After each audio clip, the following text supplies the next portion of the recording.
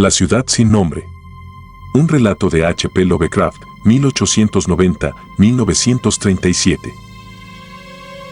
Audioterror ofrecido por Página Oscura. No olvides dar like y suscribirte si no lo estás aún. Es gratis y ayuda a crecer. Gracias. La ciudad sin nombre. Al acercarme a la ciudad sin nombre supe que estaba maldita. Cruzaba un valle terrible y reseco bajo la luna, y la vi en la distancia emergiendo misteriosamente de las arenas, como brota parcialmente un cadáver de una sepultura deshecha. El miedo balbuceaba desde las piedras erosionadas de esta superviviente del diluvio, de esta abuela de la más antigua pirámide, y un aura imperceptible me repelía y me conminaba a retroceder ante antiguos y siniestros secretos que ningún hombre debía ver, ni nadie se habría atrevido a examinar. Perdida en el desierto de Arabia se halla la ciudad sin nombre, ruinosa y desmembrada, con sus bajos muros semienterrados en las arenas. Así debía de encontrarse ya, antes de que pusieran las primeras piedras de Memphis y cuando aún no se habían cosido los ladrillos de Babilonia. No hay leyendas tan antiguas que recojan su nombre, pero se habla de ella temerosamente alrededor de las fogatas y las abuelas susurran sobre ella también en las tiendas de los jeques, de forma que todas las tribus la evitan sin saber muy bien la razón. Esta fue la ciudad con la que el poeta loco Abdul al-Azred soñó la noche antes de cantar su dístico inexplicable. No está muerto lo que yace eternamente. Y con el paso de los evos, incluso la muerte puede morir. Yo debía saber que los árabes tenían sus razones para evitar la ciudad sin nombre, la ciudad de la que se habla en relatos extraños, pero que no ha visto ningún hombre vivo. Sin embargo, desafiándolos, penetré en el desierto inexplorado con mi camello. Solo yo la he visto, y por eso no existe en el mundo otro rostro que ostente las espantosas arrugas que el miedo ha marcado en el mío, ni se estremezca de forma tan horrible cuando el viento de la noche hace retemblar las ventanas. 4 horas esperé, hasta que el oriente se volvió gris, se apagaron las estrellas, y el gris se convirtió en una claridad rosácea orlada de oro. Oí un gemido, y vi que se agitaba una tormenta de arena entre las piedras antiguas, aunque el cielo estaba claro y las vastas extensiones del desierto permanecían en silencio. Y de repente, por el borde lejano del desierto, surgió el canto resplandeciente del sol a través de una tormenta de arena, y en mi estado febril imaginé que de alguna remota profundidad brotaba un estrépito de música metálica saludando al disco de fuego como Memnon lo saluda desde las orillas del Nilo. Y me resonaban los oídos, y me bullía la imaginación, mientras conducía mi camello lentamente por la arena hasta aquel lugar innominado, lugar que, de todos los hombres vivientes, únicamente yo he llegado a ver. Y vagué entre los cimientos de las casas y de los edificios, sin encontrar relieves ni inscripciones que hablasen de los hombres, si es que fueron hombres, que habían construido esta ciudad y la habían habitado hacía tantísimo tiempo. La antigüedad del lugar era malsana, por lo que deseé fervientemente descubrir algún signo o clave que probara que había sido hecha efectivamente por los hombres. Había ciertas dimensiones y proporciones en las ruinas que me producían desasosiego. Llevaba conmigo muchas herramientas y cavé entre los muros de los edificios, pero mis progresos eran lentos. Cuando la noche y la luna volvieron otra vez, el viento frío me trajo un nuevo temor. Y al salir de los antiguos muros para descansar, una tormenta de arena se levantó detrás, soplando entre las piedras grises, a pesar de que brillaba la luna y casi todo el desierto permanecía inmóvil. Al amanecer desperté de una cabalgata de horribles pesadillas y me resonó en los oídos como un golpe metálico. Vi asomar el sol rojizo entre las últimas ráfagas de una pequeña tormenta de arena que flotaba sobre la ciudad sin nombre, haciendo más patente la quietud del paisaje. Una vez más, me interné en las lúgubres ruinas que abultaban bajo las arenas como un ogro bajo su sábana, y de nuevo cavé en vano en busca de reliquias de la olvidada raza. A mediodía descansé y dediqué la tarde a señalar los muros, las calles olvidadas y los contornos de los casi desaparecidos edificios. Observé que la ciudad había sido efectivamente poderosa y me pregunté cuáles pudieron ser los orígenes de su grandeza. Me representaba el esplendor de una edad tan remota que Caldea no podría recordarla, y pensé en Sarnath la predestinada, ya existente en la tierra de Mnar cuando la humanidad era todavía joven, y en Aibi, excavada en la piedra gris antes de la aparición de los hombres. De golpe llegué a un sitio donde la roca del subsuelo emergía de la arena formando un bajo acantilado y vi con alegría lo que parecía prometer nuevos vestigios del pueblo antediluviano. Toscamente talladas en la cara del acantilado, aparecían las inequívocas fachadas de varios edificios pequeños o templos, cuyos interiores conservaban quizá numerosos secretos de edades incalculablemente remotas, aunque las tormentas de arena habían borrado hacía tiempo los relieves que sin duda exhibieron en su exterior. Las oscuras aberturas eran muy bajas y estaban tapadas por las arenas, pero limpié una de ellas con la pala y me introduje a gatas, llevando una antorcha que me revelase los misterios que hubiese. Una vez en el interior, vi que la caverna era efectivamente un templo, y descubrí claros signos de la raza que había vivido y practicado su religión antes de que el desierto fuese desierto. No faltaban altares primitivos, pilares y nichos, todo singularmente bajo, y aunque no veía esculturas ni frescos, había muchas piedras extrañas, claramente talladas en forma de símbolos por algún medio artificial. Era muy extraña la baja altura de la cámara cincelada, ya que apenas me permitía estar de rodillas, pero el recinto era tan grande que la antorcha revelaba una parte solamente. Algunos de los últimos rincones me producían temor, ya que determinados altares y piedras sugerían olvidados ritos de naturaleza repugnante e inexplicable que hicieron que me preguntase qué clase de hombres podían haber construido y frecuentado semejante templo. Cuando hube visto todo lo que contenía el lugar, salí gateando otra vez, ansioso por averiguar lo que pudieran revelarme los templos. La noche caía, pero las cosas tangibles que había visto hacían que mi curiosidad fuese más fuerte que el miedo, y no huí de las largas sombras lunares que me habían intimidado la primera vez que vi la ciudad sin nombre. En el ocaso, limpié otra abertura, y encendiendo una nueva antorcha me introduje por ella, y descubrí más piedras y símbolos enigmáticos, pero todo era tan vago como en el otro templo. El recinto era igual de bajo, aunque bastante menos amplio, y terminaba en un estrecho pasadizo en el que había oscuras y misteriosas hornacinas. Y me encontraba examinando estas hornacinas cuando el ruido del viento y mi camello turbaron la quietud y me hicieron salir a ver qué había asustado al animal. La luna brillaba sobre las ruinas, iluminando una nube de arena que parecía producida por un viento fuerte, aunque decreciente, que soplaba desde algún lugar del acantilado que tenía ante mí. Sabía que era este viento frío y arenoso lo que había inquietado al camello, y estaba a punto de llevarlo a un lugar más protegido, cuando alcé los ojos por casualidad y vi que no soplaba viento alguno en lo alto del acantilado. Esto me dejó asombrado, y me produjo temor otra vez, pero inmediatamente recordé los vientos locales y súbitos que había observado anteriormente durante el amanecer y el crepúsculo, y pensé que era normal. Supuse que provenía de alguna grieta de la roca y me puse a observar el remolino de arena a fin de localizar su origen. No tardé en descubrir que salía de un orificio negro de un templo bastante más al sur de donde yo estaba, casi fuera de mi vista. Eché a andar contra la nube sofocante de arena en dirección a dicho templo y al acercarme descubrí que era más grande que los demás y que su entrada estaba bastante menos obstruida de arena dura. Habría entrado, de no ser por la terrible fuerza de aquel viento frío que casi apagaba mi antorcha. Brotaba furioso por la oscura puerta suspirando misteriosamente mientras agitaba la arena y la esparcía por entre las espectrales ruinas. Poco después empezó a amainar y la arena se fue aquietando poco a poco hasta que finalmente todo quedó inmóvil otra vez, pero una presencia parecía acechar entre las piedras fantasmales de la ciudad, y cuando alcé los ojos hacia la luna, me pareció que temblaba como si se reflejara en la superficie de unas aguas trémulas. Me sentía más asustado de lo que podía explicarme, aunque no lo bastante como para reprimir mi sed de prodigios, así que tan pronto como el viento se calmó, crucé el umbral y me introduje en el oscuro recinto de donde había brotado el viento.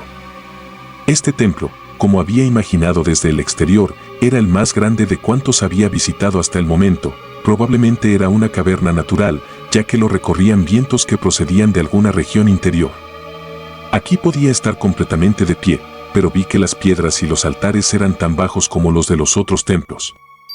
En los muros y en el techo observé por primera vez vestigios del arte pictórico de la antigua raza, curiosas rayas onduladas hechas con una pintura que casi se había borrado o descascarillado, y en dos de los altares vi con creciente excitación un laberinto de relieves curvilíneos bastante bien trazados. Al alzar en alto la antorcha, me pareció que la forma del techo era demasiado regular para que fuese natural, y me pregunté qué prehistóricos escultores habrían trabajado en este lugar. Su habilidad técnica debió de ser inmensa. Luego, una súbita llamarada de la caprichosa antorcha me reveló lo que había estado buscando. el acceso a aquellos abismos más remotos de los que había brotado el inesperado viento. Sentí un desvanecimiento al descubrir que se trataba de una puerta pequeña, artificial, cincelada en la sólida roca.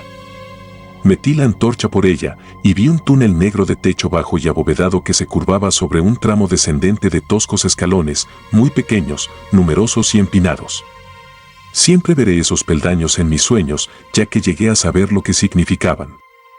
La cabeza me daba vueltas, agobiada por locos pensamientos, y parecieron llegarme flotando las advertencias de los profetas a través del desierto, desde las tierras que los hombres conocen a la ciudad sin nombre que no se atreven a conocer. Vacilé un momento antes de cruzar el umbral y empezar a bajar por el empinado pasadizo.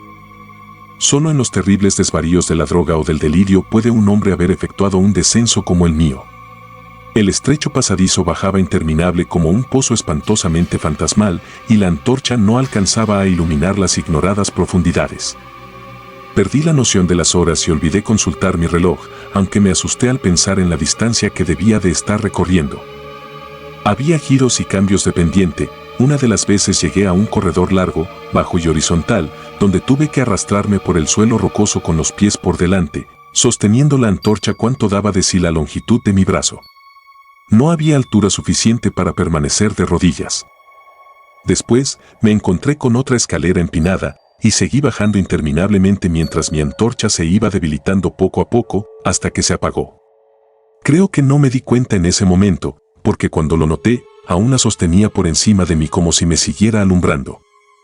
Me tenía completamente trastornado esa pasión por lo extraño y lo desconocido que me había convertido en un errabundo en la tierra y un frecuentador de lugares remotos, antiguos y prohibidos.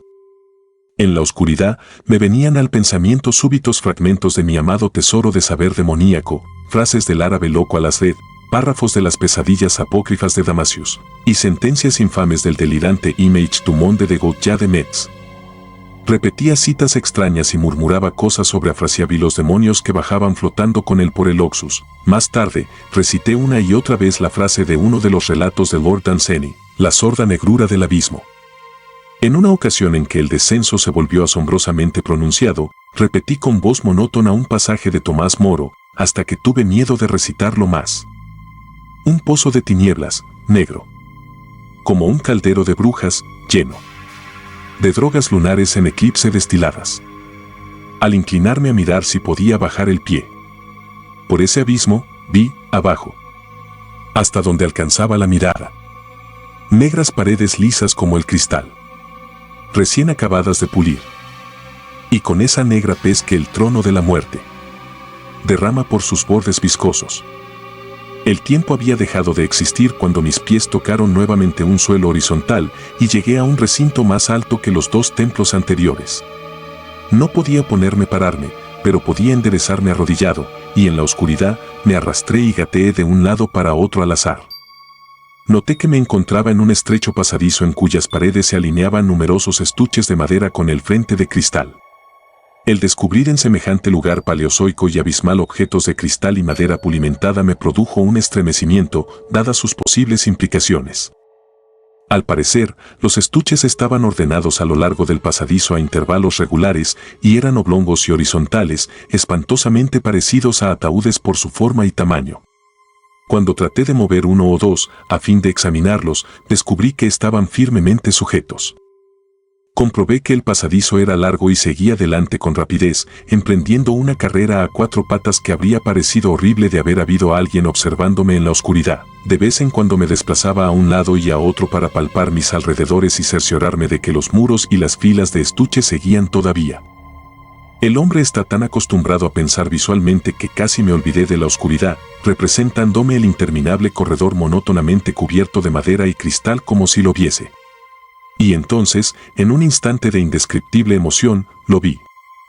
No sé exactamente cuándo lo imaginado se fundió a la visión real, pero surgió gradualmente un resplandor delante de mí. Veía los oscuros contornos del corredor y los estuches a causa de alguna desconocida fosforescencia subterránea. Durante un momento todo fue como lo había imaginado, ya que era muy débil la claridad, pero al avanzar hacia la luz cada vez más fuerte, descubrí que lo que yo había imaginado era demasiado débil. Esta sala no era una reliquia rudimentaria como los templos de arriba, sino un monumento de un arte de lo más magnífico y exótico. Ricos y vívidos y atrevidamente fantásticos dibujos y pinturas componían una decoración mural continua cuyas líneas y colores superarían toda descripción. Los estuches eran de una madera extrañamente dorada, con un frente de exquisito cristal, y contenían los cuerpos momificados de unas criaturas que superarían en grotesca fealdad los sueños más caóticos del hombre. Es imposible dar una idea de estas monstruosidades. Era de naturaleza reptil con unos rasgos corporales que unas veces recordaban al cocodrilo, otras a la foca, pero más frecuentemente a seres que el naturalista y el paleontólogo no han conocido jamás. Tenían más o menos el tamaño de un hombre bajo, y sus extremidades anteriores estaban dotadas de unas arpas delicadas claramente parecidas a las manos y los dedos humanos. Pero lo más extraño de todo eran sus cabezas, cuyo contorno transgredía todos los principios biológicos conocidos. No hay nada a lo que aquellas criaturas se pueda comparar con propiedad. Pensé en seres tan diversos como el gato, el perro dogo, el mítico sátiro y el ser humano. Ni el propio Júpiter tuvo una frente tan enorme y protuberante. Sin embargo, los cuernos, la carencia de nariz y la mandíbula de caimán le situaba fuera de toda categoría establecida. Durante un rato dudé de la realidad de las momias, casi inclinándome a suponer que se trataba de ídolos artificiales. Pero no tardé en convencerme de que eran efectivamente especies paleógenas que habían existido cuando la ciudad sin nombre estaba viva. Como para rematar el carácter grotesco de sus naturalezas, la mayoría estaban suntuosamente vestidas con tejidos costosos y lujosamente cargadas de adornos de oro, joyas y metales brillantes y desconocidos. La importancia de estas criaturas debió de ser inmensa, ya que estaban en primer término entre los extravagantes motivos de los frescos que decoraban las paredes y los techos. El artista las había retratado con inigualable habilidad en su propio mundo, en el cual tenían ciudades y jardines trazados según sus dimensiones, y no pude por menos de pensar que su historia representada era alegórica, revelando quizá el progreso de la raza que las adoraba. Estas criaturas, me decía, debían de ser para los habitantes de la ciudad sin nombre lo que fue la loba para Roma, o los animales totémicos para una tribu de indios.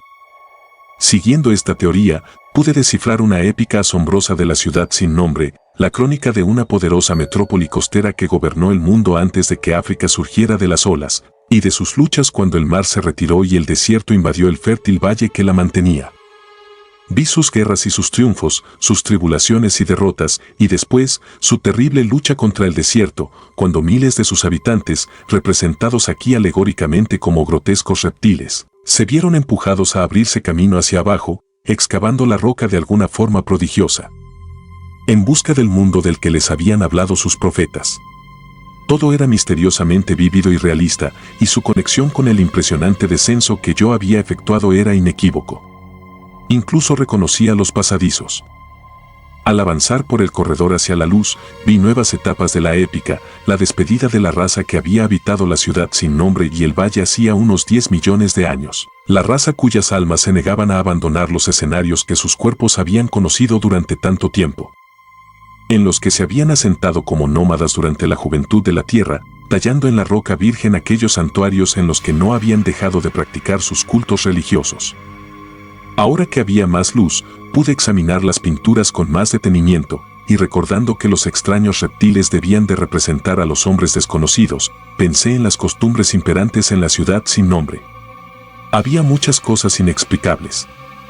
La civilización, que incluía un alfabeto escrito, había llegado a alcanzar, al parecer, un grado superior al de aquellas otras inmensamente posteriores de Egipto y de Caldea, aunque noté omisiones singulares.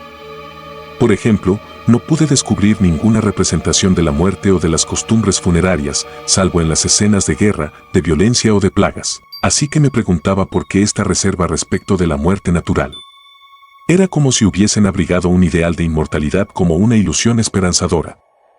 Más cerca del final del pasadizo había escenas de máximo exotismo y extravagancia, vistas de la ciudad sin nombre que ahora contrastaban por su despoblación y su creciente ruina, y de un extraño y nuevo reino paradisíaco hacia el que la raza se había abierto camino con sus cinceles.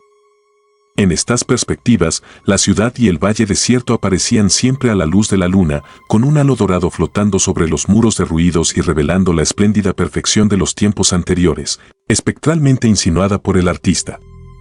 Las escenas paradisíacas eran casi demasiado extravagantes para que resultaran creíbles, retratando un mundo oculto de luz eterna, lleno de ciudades gloriosas y de montes y valles etéreos. Al final, me pareció ver signos de un anticlímax artístico. Las pinturas se volvieron menos hábiles y mucho más extrañas, incluso, que las más disparatadas de las primeras. Parecían reflejar una lenta decadencia de la antigua estirpe, a la vez que una creciente ferocidad hacia el mundo exterior del que les había arrojado el desierto. Las formas de las gentes, siempre simbolizadas por los reptiles sagrados, parecían ir consumiéndose gradualmente, aunque su espíritu, al que mostraban flotando por encima de las ruinas bañadas por la luna, aumentaba en proporción. Unos sacerdotes flacos, representados como reptiles con atuendos ornamentales, maldecían el aire de la superficie y a cuantos seres lo respiraban, y en una terrible escena final se veía a un hombre de aspecto primitivo, quizá un pionero de la antigua Irem, la ciudad de los pilares.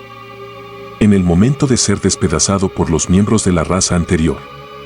Recuerdo el temor que la ciudad sin nombre inspiraba a los árabes, y me alegré de que más allá de este lugar, los muros grises y el techo estuviesen desnudos de pinturas. Mientras contemplaba el cortejo de la historia mural, me fui acercando al final del recinto de techo bajo, hasta que descubrí una entrada de la cual subía la luminosa fosforescencia. Me arrastré hasta ella, y dejé escapar un alarido de asombro, pues en vez de descubrir nuevas cámaras, me asomé a un ilimitado vacío de uniforme resplandor, como supongo que se vería desde la cumbre del monte Everest, al contemplar un mar de bruma iluminada por el sol. Detrás de mí había un pasadizo tan angosto que no podía ponerme de pie, delante tenía un infinito de subterránea refulgencia.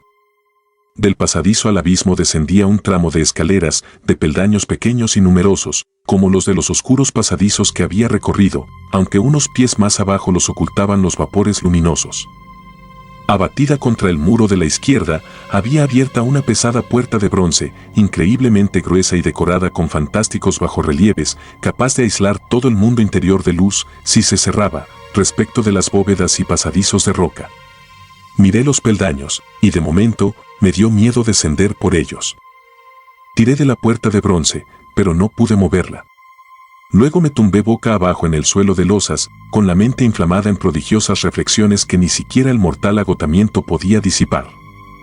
Mientras estaba tendido, con los ojos cerrados y pensando libremente, me volvieron a la conciencia muchos detalles que había observado de pasada en los frescos con un significado nuevo y terrible. Escenas que representaban la ciudad sin nombre en su esplendor, la vegetación del valle que la rodeaba, y las tierras distantes con las que sus mercaderes comerciaban.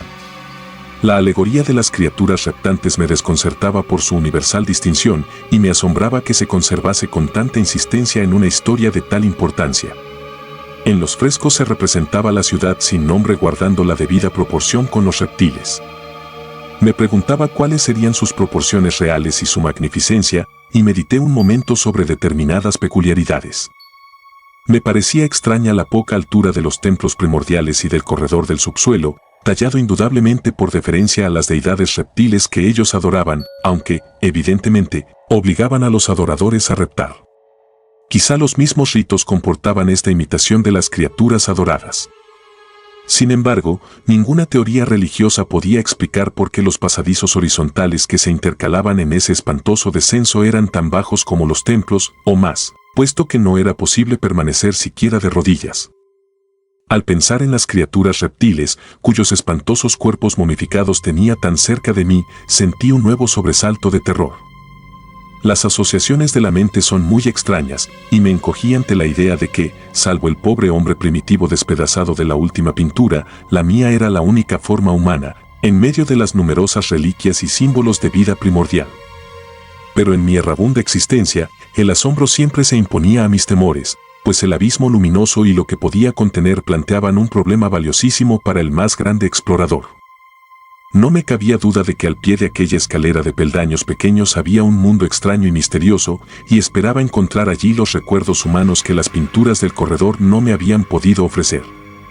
Los frescos representaban ciudades y valles increíbles de esta región inferior, y mi imaginación se demoraba en las ricas ruinas que me esperaban. Mis temores se relacionaban más con el pasado que con el futuro. Ni siquiera el horror de mi situación en aquel corredor de reptiles muertos y frescos antediluvianos, millas por debajo del mundo que yo conocía, y ante ese otro mundo de luces y brumas espectrales, podía compararse con el miedo que sentía ante la abismal antigüedad del escenario y de su espíritu. Una antigüedad tan inmensa que empequeñecía todo cálculo, parecía mirar de soslayo desde las rocas primordiales y los templos tallados de la ciudad sin nombre. Mientras que los últimos mapas de los frescos mostraban océanos y continentes que el hombre ha olvidado, cuyos contornos eran vagamente familiares. Nadie sabía qué podía haber sucedido en las edades geológicas, ya que las pinturas se interrumpían y la resentida y rencorosa raza había sucumbido a la decadencia. En otro tiempo, estas cavernas y la luminosa región que se abría más allá habían hervido de vida. Ahora me encontraba solo entre estas vívidas reliquias, y temblaba al pensar en los incontables siglos durante los cuales dichas reliquias habían mantenido una vigilia muda y abandonada. De pronto, me invadió nuevamente aquel agudo terror que de cuando en cuando me asaltaba desde que había visto el terrible valle y la ciudad sin nombre bajo la luna, y a pesar de mi cansancio, me sorprendí a mí mismo incorporándome y mirando hacia el corredor, hacia los túneles que subían al mundo exterior. Me dominó el mismo sentimiento que me había hecho abandonar la ciudad sin nombre por la noche. Un momento después, sin embargo, sufrí una impresión aún mayor en forma de un ruido definido, el primero que quebraba el absoluto silencio de estas profundidades sepulcrales. Fue un gemido bajo, profundo, como de una multitud lejana de espíritus condenados, y provenía del lugar hacia donde yo miraba. El rumor fue creciendo y no tardó en resonar de forma espantosa. Al mismo tiempo, tuve conciencia de una corriente de aire frío, cada vez más fuerte, idéntica a la que brotaba de los túneles y barría la ciudad. El contacto de ese viento pareció devolverme el equilibrio, porque instantáneamente recordé las súbitas ráfagas que se levantaban en torno a la entrada del abismo en el amanecer y el crepúsculo, una de las cuales me había revelado los túneles secretos. Consulté mi reloj y vi que faltaba poco para amanecer, así que me preparé para resistir el vendaval que regresaba a su caverna, del mismo modo que había salido al atardecer. Mi miedo disminuyó otra vez, ya que un fenómeno natural tiende a disipar las elucubraciones sobre lo desconocido. Cada vez entraba con más violencia el viento de la noche, precipitándose en el abismo. Me dejé caer de nuevo boca abajo, y me agarré vanamente al suelo, temiendo que me arrastrara por la puerta y me precipitara en el abismo fosforescente. No me había esperado una furia semejante, y al darme cuenta de que me iba deslizando hacia el abismo, me asaltaron 1000 terrores imaginarios. La malignidad de aquella corriente despertó en mí increíbles figuraciones. Una vez más me comparé, con un estremecimiento, a la única imagen humana del espantoso corredor, al hombre despedazado por la desconocida raza. Porque los zarpazos demoníacos de los torbellinos parecían contener una furia vindicativa tanto más fuerte cuanto que me sentía casi impotente. Cerca del final, creo que grité frenéticamente, casi enloquecido. Si fue así, mis gritos se perdieron en aquella babel infernal de espíritus aulladores. Traté de retroceder arrastrándome contra el torrente invisible y homicida, pero no podía afianzarme siquiera, y seguía siendo arrastrado lenta e inexorablemente hacia el mundo desconocido. Por último, se me debió de trastornar la razón, y empecé a balbucear, una y otra vez, aquel inexplicable dístico del árabe loco Abdul al-Azred, que soñó con la ciudad sin nombre. No está muerto lo que yace eternamente. Y con el paso de los evos, incluso la muerte puede morir. Solo los ceñudos y severos dioses del desierto saben lo que ocurrió en realidad, qué forcejeos y luchas sostuve en la oscuridad, o que Abaddon me guió de nuevo a la vida, donde siempre habré de recordar y estremecerme, cuando sopla el viento de la noche, hasta que el olvido o algo peor me reclame. Fue monstruoso, inmenso, antinatural. Muy lejos de cuanto el hombre pueda concebir, salvo en las primeras horas silenciosas y detestables de la madrugada, cuando uno no puede dormir. He dicho que la furia del viento era infernal y que sus voces eran espantosas a causa de una perversidad reprimida durante eternidades de desolación. Luego, estas voces, aunque delante de mí seguían siendo caóticas, imaginó mi cerebro enfebrecido que adoptaban forma articulada detrás, y allá en la tumba de unas antigüedades muertas hacía innumerables evos. Leguas debajo del mundo diurno de los hombres, oí horribles maldiciones y gruñidos de demonios de extrañas lenguas.